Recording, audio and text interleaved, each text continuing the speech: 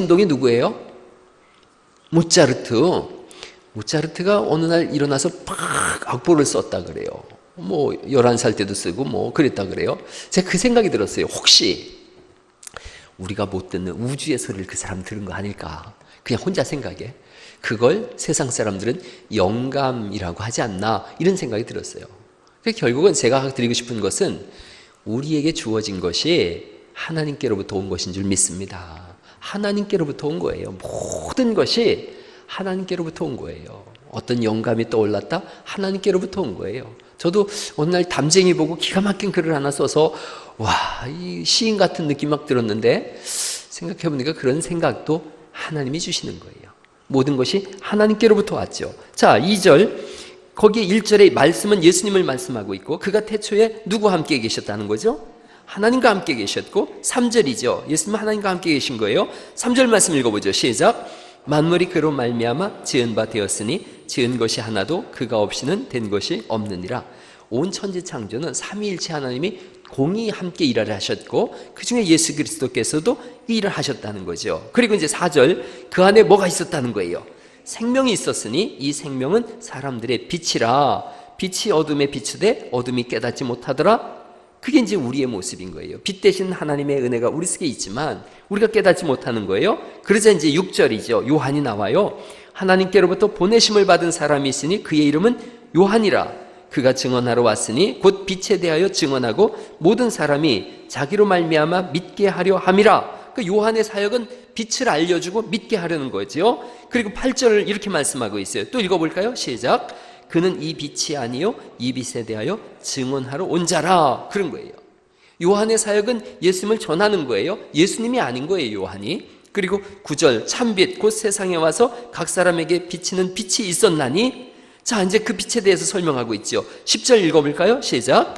그가 세상에 계셨으며 세상은 그로 말미암아 지은 바 되었으되 세상이 그를 알지 못하였고. 누가 알 수 있느냐 하면 11절, 자기 땅에 오매 자기 백성이 영접하지 아니하였으나. 12절 말씀 같이 읽어보죠. 시작. 영접하는 자 곧 그 이름을 믿는 자들에게는 하나님의 자녀가 되는 권세를 주셨으니 누가 믿을 수 있느냐 하면 13절이 결론 내리는 거죠. 13절 시작.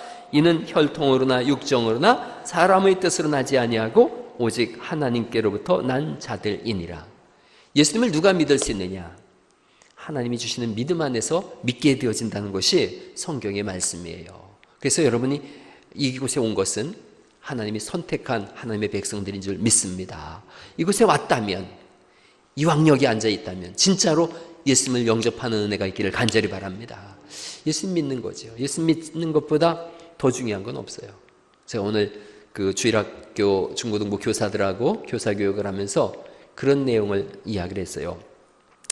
거기 있는 아줌마 교사들은 뭐 말할 것이 없어요. 아줌마 교사들은 신앙생활을 잘하는데 청년 교사들이 있어요. 청년 교사들도 신앙생활을 못한다는 게 아니라 제가 그걸 도전했어요.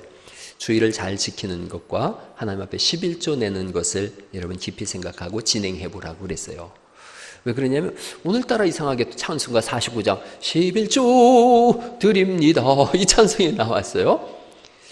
이런 11조를 한번 생각해 보세요. 실제로 한 10여 년 전에 우리 교회는 아니에요. 다른 교회 한 성도님이 저한테 신앙상담을 해왔어요. 신앙상담을 해왔는데 그 교회에서 장로 피택을 하는데 자기가 다 괜찮은데 한 가지가 걸려서 못하겠다는 거예요. 이 사업하는 분이거든요. 뭐가 걸리는데요? 그랬더니 그 안수 집사님이 그러셨어요. 11조가 걸립니다. 제가 11조 내는 돈이 상당히 큰데 이걸 못하고 있는데 그걸 내면 자기가 사업에 있어서 좀 어려움도 있고 부담이 갑니다. 그래서 이분은 11조 장로가 되면 11조를 드려야 되기 때문에 못하겠다는 거예요. 이해가 되어졌어요. 저는 이해가 금방 되어졌어요. 그럴 수 있겠다. 왜냐하면 뭐 집사님 때는 11조를 좀 떼먹어도 누가 뭐라고 안 하는데 장로님이 11조를 하네? 이러면 이제 복잡해지거든요. 그래서 제가 이렇게 이야기를 했어요. 신앙이라는 것은 세상의 힘으로 살겠다는 것이 아니라 하나님이 주시는 은혜로 살겠다고 하는 고백입니다. 세상이 주는 것도 여러 가지 좋은 것들이 있습니다. 그런데 하나님이 주시는 것은 보이지가 않습니다. 세상이 주는 건 보이거든요. 오늘 교사들 헌신했는데 세상에 교사를 한다 그러면 매달 뭐가 탁탁 나와요? 월급이 나오죠. 월급이 나오니까 눈에 보여요. 그런데 하나님 앞에서의 교사는 보이질 않아요. 뭐 교회에서 월급을 주나요? 안 주죠. 월급은커녕 뭐 괜히 인상이나 쓰고 부응 안 된다고 소리나 지르고 그러죠. 그래서 교회 안에 3D 직종 중에 하나가 주일학교 중고등부 교사다 그러잖아요. 3D가 뭔 줄 알죠? 더티, 더러워서 못해 먹겠다고 맨날 그러잖아요. 그리고 또 difficult, 어렵잖아요. 교사하려면 얼마나 어려운데요. 또 dangerous, 또 위험해요. 애들이 그러면 무서워요. 그런데 그때 생각하는 거예요. 하나님이 뭔가를 주시지 않겠는가? 세상에 주는 게 좋아요? 하나님께서 주시는 게 좋아요? 그럼요. 이거 물어보는 제가 바보예요. 그런데 여러분, 입으로는 하나님이 주시는 게 훨씬 좋아요. 그러나 속으로는 딴 생각을 하고 있는 거예요. 그래도 세상에 주는 것은 실제적인 건데요, 이 생각을 하고 있지 않냐는 거죠. 제가 그 안수 집사님한테 물었어요. 신앙으로 산다고 하셨죠? 그러면 세상 힘으로 살겠다는 거예요? 하나님 힘으로 살겠다는 거예요? 그랬더니 이분이 알아듣겠습니다 그러더라고요. 그리고 장로님 받으셨어요. 그리고 장로의 일을 하세요. 여러분, 그 얘기를 제가 오늘 교사들한테 했어요. 11조 한번 깊이 생각하고 하나님 앞에 드려보라 그랬어요. 그렇게 해서 하나님이 주시는 힘으로 사는 것이 뭔지를 애기들한테 보여주라 그랬어요. 이런 마찬가지예요. 우리가 지금 하나님이 온 천지를 다 지으셨거든요. 그리고 하나님께서 혈통이나 육정으로 나지 않고 하나님이 부르신 사람을 여기다 세우셨어요. 그리고 믿음을 고백하게 하셨다면 믿음의 고백이 거기서 끝나는 게 아니라 믿음의 결단까지 나아가는 은혜가 있기를 간절히 바랍니다. 그게 신앙인 거예요. 믿음의 고백만 한다, 반쪽짜리예요. 반쪽짜리예요. 그 로마서에서 끝나는 거예요. 그런데 쭉 또 성경을 더 읽어보다 보면은 행함이 없는 믿음은 어떤 믿음이라고 성경이 써 있어요? 죽은 믿음이라고 써 있어요. 그 믿음의 고백만 열심히 해요. 그리고 행함이 없어요. 죽은 믿음이라고 성경이 말씀하세요. 여러분, 그래서 신앙은 어디까지 가는 거냐? 결심하고 결단하고 그것만 하고 끝났다. 그럼 또 소용없어요. 오래전에 제가 저 알래스카인가요? 거기 있는 새 이름 알려드렸죠. 내일 아침이면 집 지으리라는 새. 밤새 이 채가 추우니까 덜덜덜덜 떨면서 노래를 한다는 거예요. 내일 아침이면 내가 기필코 집을 지으리라. 내일 아침이면 기필코 집을 지으리라. 아침이 왔어요. 햇살이 따뜻해졌어요. 온몸이 녹았어요. 보니까 천지에 먹을 것이 좋고 좋아요. 그래서 음식도 이 벌레도 잡아먹고 날고 놀고 노래 부르고 그러다가 집 짓는 시간을 놓쳐버렸어요. 밤이 됐어요. 또 추워요. 그러니까 또 노래를 부르는 거예요. 내일이면 집 지으리, 내일이면 집 지으리. 그걸 어떻게 했다는 거예요? 평생 했다는 거예요. 평생.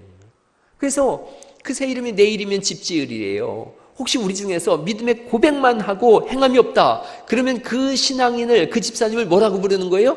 내일이면 집 지으리 집사님, 이렇게 부르는 거예요. 여러분, 언제까지 그렇게 사시겠냐는 거죠. 저는 우리 집안이 예수님 믿어서 좋은 게 하나 있었고 안 좋은 게 하나 있었어요. 안 좋은 건 제가 어릴 때인데 제사를 안 지내더라고요. 제사를 지내면 먹을 게 풍성한데, 저는 어린 심정에 교회를 다니면 먹을 게 없어지는구나, 그 생각을 했었어요. 좋은 게 하나 있었어요. 좋은 게. 우리 아버지는, 아버지 죄송해요. 돌아가셨지만 술만 한 잔 드시면은 이게 밥상을 이렇게 던지고 뭐 이렇게 삽장문, 옛날에 삽장문이잖아요. 나무로 진 거. 이걸 뭐 팍 때려 부시고 그러셨어요. 그리고선 그 다음 날은 장돌이 가지고 자기가 부순 그 삽장문을 뜯어 그래서 고쳐요. 어린 심정에도 제가 초등학교 다니면서 그걸 보면서 저게 뭔 짓이냐 이랬어요. 제가 어릴 때. 아니, 자기 손으로 고칠 걸 왜 부시느냔 말이에요. 근데 예수님을 믿더니 삽장문을 안 부시더라고요. 술을 안 드시더라고요. 그때 알았어요. 제사를 안 지내는 건 안 좋았지만 그래도 아버지가 삽장문을 안 부시고 상을 안 짚는 걸 보니까 참 좋구나, 이 생각이 어릴 때 들었었어요. 이런 신앙은 결심하는 거예요. 결단하는 거예요. 그리고 행동까지 나아가는 것인 줄 믿습니다. 이게 신앙인 거예요. 주님이 우리를 여기로 불러내셨어요. 선택했다는 거예요. 예정하시고 예지하셨다. 미리 아시고 예정하셨다는 거예요. 그리고 선택하셨다는 거예요. 택정하였다, 그렇게 말씀하거든요. 택해서 정했다는 거예요. 그게 여러분들이에요. 그러면 신앙의 결심과 결단과 행함이 뒤따라오는 그런 신앙으로 나아갈 수 있기를 간절히 바랍니다. 세례 요한에 대한 말씀을 더 드려보려고 그래요. 어떤 사람이냐? 광야에서 외치는 자의 소리예요. 성경적인 생각에 하나님은 어디 사시느냐? 광야에 사신다라고 생각했어요.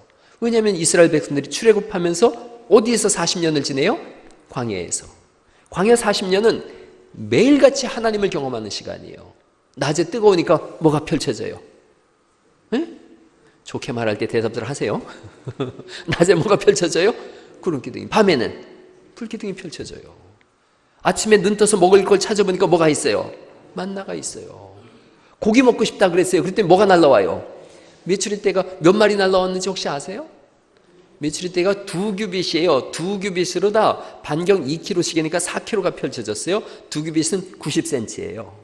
90cm니까 제 반토막이 제가 1m 80이니까 이 정도 되는 메추라기 떼가 사방 4km를 깔려 있는 거예요.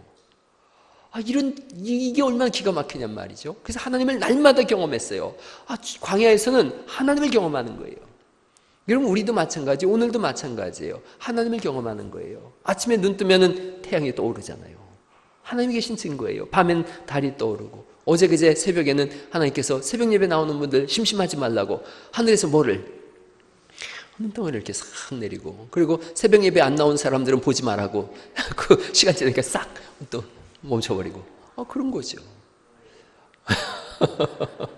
날마다 하나님을 경험하는 거예요. 하나님을. 오늘 아침에 이건 진짜 간증인데요. 오늘 제가 그 떡을 너무너무 좋아해요. 근데 지난번에 그 장로님들하고 태국 갈 때 우리 가희가 떡을 이만큼 해서 보냈어요. 그래서 제가 그 떡을 냉동고에 넣었다가 이틀 전에 떡을 다 먹었어요. 저는 떡만 있으면 먹거든요. 떡이 떨어진 거예요. 오늘 아침에 일어나서 주일날 아침에 떡 먹는 재미가 있는데 제가 떡 떨어졌어 그랬거든요. 그랬더니 박정일 집사 문자가 왔어요. 귀가 전남대 붙어가지고 떡 냈다고. 그래서 얼른 내가 한 덩어리 갖다가 내 방에 갖다 뒀어요. 저는 이게 너무 신기한 거예요. 뭐 떡이 꼭 와서 신기한 게 아니라 날마다 삶의 작은 부분에서 하나님이 우리와 함께 하심을 누리며 사는 은혜가 있기를 간절히 바랍니다. 이게 얼마나 소중한 건데요. 호흡하는 것도 소중하고 숨 쉬는 것도 중요하고 또 이렇게 만장하신 여러분과 함께 예배하는 것도 너무나 좋고 이런 건 거예요. 그 광야에는 하나님이 계신데 그 하나님의 사람은 그럼 어디서 와야 되는 거예요? 광야에서 와야 되는 거예요. 그래서 세례 요한은 어디서 외치는 자의 소리예요? 광야에서 외치는 자의 소리예요. 그가 광야에서 왔어요. 광야에서 왔는데 옷은 낙타 털옷을 입었어요. 그리고 먹는 건 석청이에요. 석청은 와일드 한이라고도 써 있고 유대인들에게 물어보니까 그 대추야자를 잼으로다 만든 거를 그들은 야생벌꿀이라고 불렀다 그래요. 그러니까 그거일 수도 있고 저거일 수도 있지만 어쨌든 성경은 석청을 먹었다 그래요. 야생벌꿀을 먹었다. 제일 가난한 사람들이 먹는 음식이에요. 메뚜기를 먹었다 그래요. 메뚜기가 그레스하퍼 이렇게 펄떡펄떡 뛰는 그 메뚜기를 얘기하는 걸 수도 있지만 이스라엘에는 그런 메뚜기가 없어요. 그 가장 가난한 사람들이 먹는 메뚜기 열매가 있어요. 그게 돼지 먹는 쥐염 열매를 메뚜기 열매라고 했어요. 작두콩처럼 생겼어요. 세례요한이 어떤 사람이냐? 가장 가난하게 함께 가난한 사람들과 더불어 살던 사람이에요. 그런데 그 가장 가난한 사람이 뭘 가지고 있었느냐? 하나님이 주신 영향력이 있는 거예요. 여러분, 하나님은 어떻게 사람에게 일을 하시느냐 하면 영향력으로 일을 하세요. 돈을 주는 것도 명예를 주는 것도 권력을 주는 것도 아니고 영향력을 발휘하게 하세요.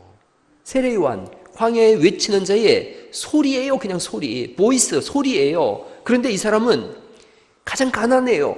낙타옷을 입고 그 대추야제 열매 가난한 사람들을 위해서 남겨준 거거든요. 그걸 퍼먹고 있고 그리고 돼지가 먹는 쥐염 열매를 먹고 있어요. 그런데 그가 영향력을 가지고 있는 거예요. 그 영향력 때문에 사람들이 와서 세례를 받기 시작하는 거예요. 그를 우러러보는 거예요. 무엇보다도 여러분 삶 속에 영향력이 있기를 간절히 바랍니다. 여러분 그렇게 기도하세요. 자녀들 위해서 기도할 때 하나님 우리 아이들이 영향력 있는 사람이 되게 해주세요. 그게 좋은 기도예요. 부자가 되게 해주세요. 건강하게 다 좋은 기도일 수 있어요. 그러나 제일 좋은 기도가 뭐냐? 영향력 있는 사람이 되게 해주세요. 영향력은 다른 사람을 바꿔놓을 수 있는 힘이거든요. 다 와서 엎드린 거예요. 자, 이제 세례 요한 앞에 엎드리면서 세례를 받고 그러는데 그가 누굴 가리키고 있느냐? 예수님을 가리키고 있는 거예요. 성경이 그걸 말씀하지 않으면 이건 예수님에 관한 책이 아니라 세례 요한에 관한 책이죠. 요한은 그 큰 영향력을 가지고 사람들이 다 와서 엎드리면서 요한이시여라고 할 때 예수님을 가리키면서 뭐라고까지 표현하느냐면 나는 예수님의 신발끈을 풀고 매는 것도 즉 예수님의 하인들은 신을 들고 다니거든요. 주인의 신을. 그 신을 들고 다니기도, 또 이 발을 씻겨주거든요. 발을 씻기 위해서 신발끈을 푸는 거예요. 그 신발끈을 풀기도, 예수님을 발을 씻기는 일에 있어서도 나는 그 일조차도 감당할 수 없는 저 꼬바리 하입니다. 여러분, 신은 주인의 발을 누가 씻기느냐 하면 그 집에서 제일 잘 나가는 종이 시켜요. 예를 들어서 우리 교회에서 예수님의 발을 씻긴다. 그럼 누가 씻길 것이냐? 제가 생각할 때 김종현 장로님 정도가 씻길 거예요. 우리 교회에서 제일 연세가 많으시고 장로님이니까 발을 씻길 거예요. 그 뒤로 줄을 쭉 쓰면은 맨 뒤에 서 있는 꼬바리, 그게 아마 저쯤 될 거예요. 맨 뒤에 있는 꼬바리 같은 사람, 그가 자기라고 얘기를 하는 거예요. 세례 요한이. 나는 하나님 나라 종 중에서 제일 작은 종으로 감히 예수님의 발도 못 씻길 사람입니다. 그러고 있는 거예요. 세례 요한이. 지금 사람들이 다 누구 앞에 엎드려 있는데? 세례 요한 앞에 엎드려 있는데, 그 세례 요한이 지금 누구를 최고로 높이고 있는 거예요? 예수님을 최고로 높이고 있는 거예요. 그게 하나님이 우리 일을 통해서 보고자 하시는 거예요. 예수님을 주와 그리스도가 되게 하셨다, 우리의 머리가 되게 하셨다 그랬어요. 우리의 삶에 가지고 있는 모든 영향력을 가지고 누굴 증거하는 일에 쓰일 것이냐? 예수님을 드러내고 증거하는 일을 하는 사람, 그들이 광야에 외치는 자의 소리고 주의 길을 예비하는 자의 사명이며 우리 교회에 부여해 주신 하나님의 사명인 줄 믿습니다. 그 일을 우리가 하자는 거예요. 제가 몇 주에 걸쳐서 다니엘에 대한 말씀도 드렸고, 세례 요한에 관한 말씀도 드렸고, 지난번에는 바울에 관한 말씀도 드렸어요. 이들이 왜 하나님의 사람이라고 하느냐? 그 절정의 시간에, 최고의 영향력을 가진 그 시간에 그 손가락을 하나님을 가리키고 있는 거예요. 예수님을 가리키고 있는 거예요. 여러분 삶의 전성기가 언제인지는 잘 모르겠어요. 그러나 언제가 전성기인지는 알아요. 지금 그가 전성기인지 아닌지 모르지만 언제가 전성기냐면 여러분의 삶이 예수님을 지향하고 가르치는 그 시간, 그때가 전성기예요. 내 전성기는 이때였어요, 저때였어요? 아니요. 예수님을 가리키고 예수님을 바라보고 예수님을 지향하고 있고 예수님을 전하고 있다면 그 사람은 지금 삶이 어떠하든 그는 절정의 삶을 살고 있는 거예요. 전성기의 삶을 살아가고 있는 거예요. 우리 교회가 언제 전성기냐? 언제 전성기인지는 아무도 몰라요. 그러나 이때가 전성기예요.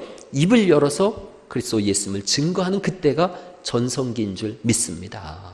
그럼요. 목사도 전성기가 있어요. 언제가 전성기냐? 입을 열면 예수님만 전하는 그때가 전성기예요. 우리 교회는 올해도 전성기를 지날 것이고 내년도도 전성기를 지날 겁니다. 교회는 환난과 풍파가 늘 존재하는 곳이에요. 교회는 늘 어려움이 있는 곳이에요. 세례 요한 사람들이 늘 죽이려고 하지 않습니까? 그리고 결국은 목이 베어져서 죽임을 당했어요. 하나님 나라는 늘 침노당하는 거예요. 하나님 나라가 이 세상 속에 있기 때문에 늘 침노당해요. 세상은 어떻게든 공격을 하려고 그래요. 그래서 세상은 침소붕대합니다. 교회의 작은 일도 크게 터뜨리려고 하고 교회가 하는 선한 사역들은 전부 못 본 척하고 있고, 교회는 늘 어려움이 있어요. 그 어려움 속에서도 교회는 그리스도 예수님을 지향하는 겁니다. 어려움 속에서도 어떻게 예수님을 드러내고 증거하고 드러낼까, 이걸 고민하는 거예요. 이 교회 공동체가 그런 은혜가 있기를 간절히 바랍니다. 모이면 어떻게 예수님을 전할까? 어떻게 예수님을 드러내는 삶을 살까? 또 내가 예수님을 믿는 믿음의 결단을 어떻게 하며 행함을 어떻게 할 것인가? 이게 우리 속에서 끊임없이 논의되어져야 되고, 그래서 세례 요한이 그 절정의 시간, 전성기 때에 하나님이 주신 모든 영향력이 쏟아진 그때에 예수님을 가리킴으로 인해서 주의 길을 예비한 자의 사명을 감당했듯이 우리 교회가, 여러분 삶이 그렇게 쓰임 받으셔서 어느 날인가 주님 앞에 섰을 때 착하고 충성된 종아라고 하는 그 칭찬이 사람들로부터가 아니라 하나님으로부터 올 수 있기를 예수님의 이름으로 축복합니다. 기도하시죠.